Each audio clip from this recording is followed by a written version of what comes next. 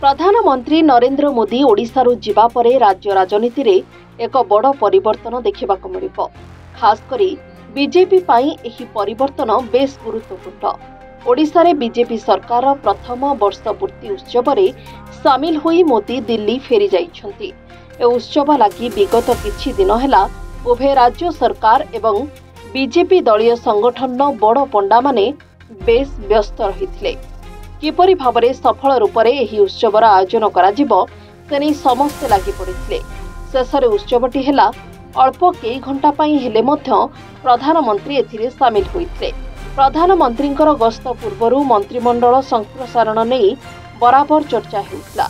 एबे भी राज्य रे 6टी मंत्रीपद खाली पड़िछि।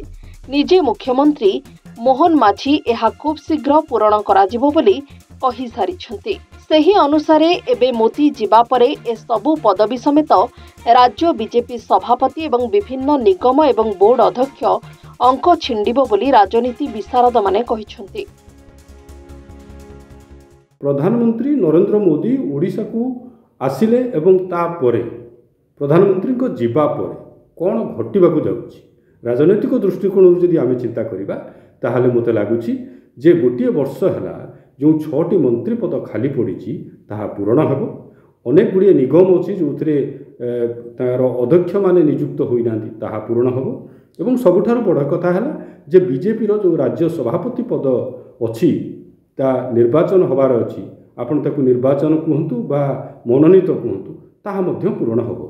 ये तीनोटी काम निश्चित भाव में हम हुए तो पर्यायक्रमे हम किए आगे हम किए पछरे हम किंतु ये तीनोटी काम निश्चित हम।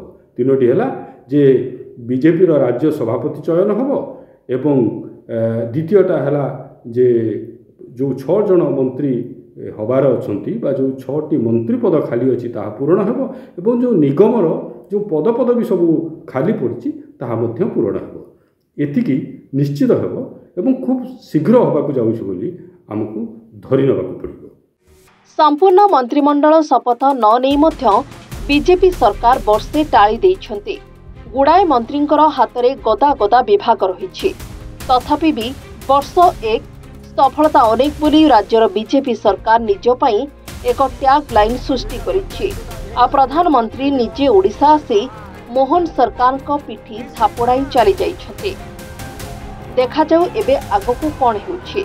भुवनेश्वरु अर्धेन्दु शेखर रिपोर्ट समाज लाइव।